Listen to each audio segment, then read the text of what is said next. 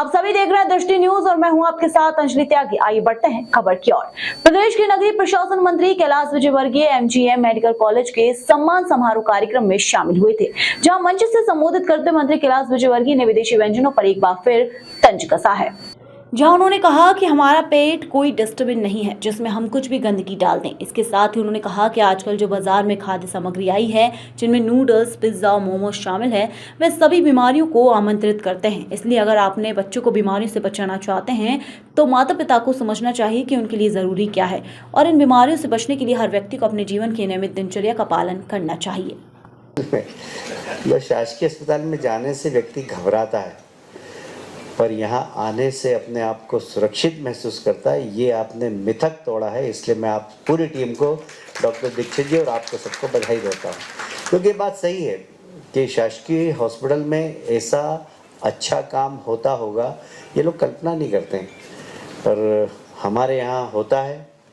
और central India का सबसे बेस्ट टीम हमारे पास है, समर्पित भावना से काम कर रही है। हम सब गौरवान्वित हैं। एक बार फिर से तालियां बजाकर पूरी टीम का स्वागत करें।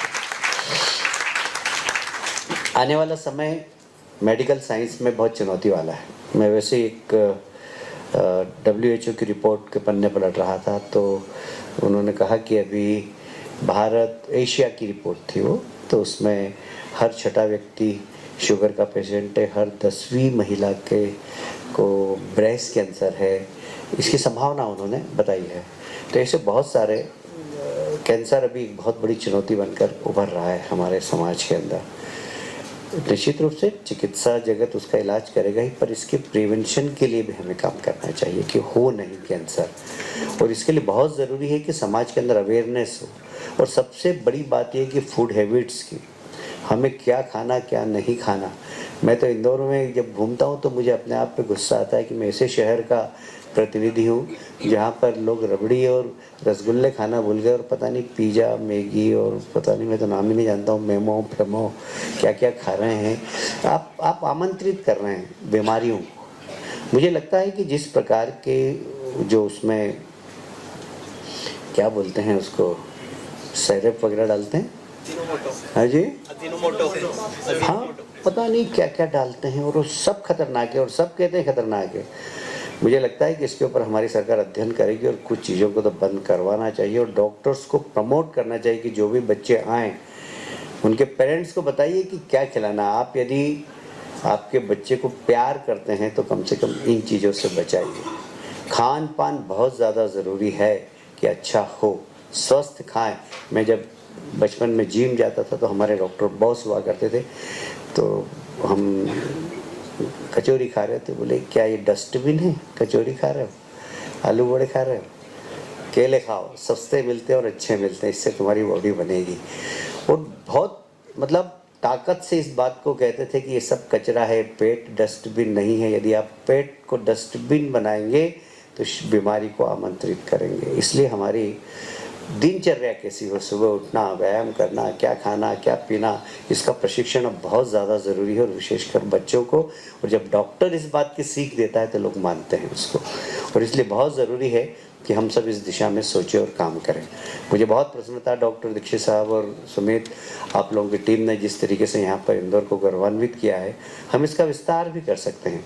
हम इसको बोन मेरो की एक राजधानी बना सकते हैं कि इंदौर में लोग कहें कि बोन मेरो का ऑपरेशन करना है तो इंदौर जाएं और इंदौर में कराएं। हम इसके लिए जो भी आवश्यकता हो, आपको समाज से, सरकार से, आप एक प्लान करिए और ज़्यादा से ज़्यादा प्रशिक्षण देने वाले हमारे पास डॉक्टर भार्गव और सतवानी साहब हैं, वो डॉक्टर्स को प्रशिक्षण भी देंगे। बड़ी टीम बनाइए और बड़ा काम करिए। मैं अभी डॉक्टर दीक्षित से ये भी बात कर रहा था कि इसके बाद हमें हार्ट के बारे में भी सोचना। बहुत पहले आदिवासियों में हार्ट की बीमारी नहीं होती थी, तो वहाँ भी पहुँच गई है। ये यूरिया जहाँ जहाँ पहुँच रहा है, ये सब बीमारी पहुँच रही है। पहले आदिवासियों को कभी शुगर नहीं होती थी। मैं तो 25 साल से आदिवासियों के बीच में काम करता हूँ, कभी नहीं होती थी। आजकल वहाँ पर भी शुगर पहुँच गई है। तो ये सब चीज़ें जो समाज के अंदर विकृति फैला रही, इसके बारे में चर्चा बहुत ज़रूरी है, हमें करते रहना चाहिए। इसके बाद कभी न कभी रिजल्ट निकलेगा। यदि हमने खान पान पे चर्चा करी तो लोग फिर समझने लगेंगे कि हाँ, हमें इस पे विचार करना है। कभी कभार कचौरी खा ली तो ठीक है, बाकी रोज की रोज खाएं। मोमो फोमो पता नहीं क्या क्या चल गया है, मेरे को तो देख के इतना गुस्सा आता है, पर अब क्या करें, बच्चों की डिमांड रहती है। बच्चों के साथ कभी हम डिनर पे जाते हैं तो सबसे पहला ऑर्डर वही देते हैं, नूडल्स मंगा लो और मोमोज मंगा लो।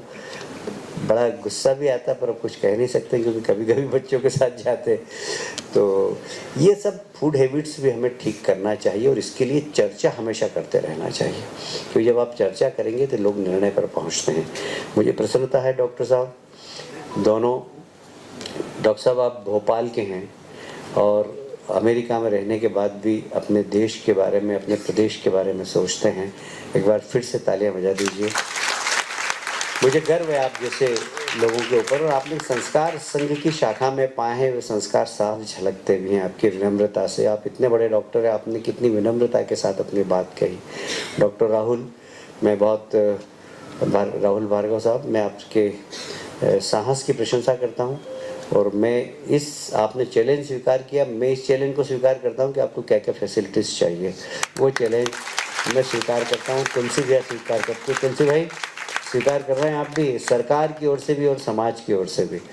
डॉक्टर भंडारी, मतलब वो डॉक्टर है नहीं पर मैं उनको डॉक्टर बोलता हूँ, इतना चिकित्सा क्षेत्र की जानकारी है उनको, हर क्षेत्र के अंदर वो बिल्कुल कूद पड़ते हैं और लोगों की समाज सेवा बहुत करते हैं। जरा अनिल भंडारी जी के लिए भी सब तालियां बजा दीजिए। मैं ईश्वर से एक ही प्रार्थना करता हूँ कि आपके हाथ में यश दे। पहली बात तो इसके मरीज कम हो, ऐसी प्रार्थना करूँगा, पर जो मरीज आ जाए आपके हाथ में बस बहुत स्वस्थ होकर जाए, ईश्वर से प्रार्थना करता हूँ। बहुत अच्छा काम कर रहे हैं आप, आपके लिए एक बार फिर से सबके लिए ताली बजाइए, पूरी टीम के लिए बहुत बहुत धन्यवाद। भारत माता की। आइटम्स को आपने स्रोत बताया है, जो बीपी की बीमारियां होती हैं बच्चों में, फूड आइटम को स्रोत बताया है और प्रतिबंध की बात भी आप कर रहे हैं। कुछ फूड्स के अंदर कुछ ऐसे सिरप वगैरह डालते हैं जो शायद जिसके ऊपर एक बार जांच की आवश्यकता है। हमने अधिकारियों को बोला भी है कि जरा देखें कौन कौन से ऐसे सिरप है जो इसके अंदर डाले जाते हैं जो हार्मफुल हैं, उसके लिए हम लोग सरकार को आदेश दे रहे हैं।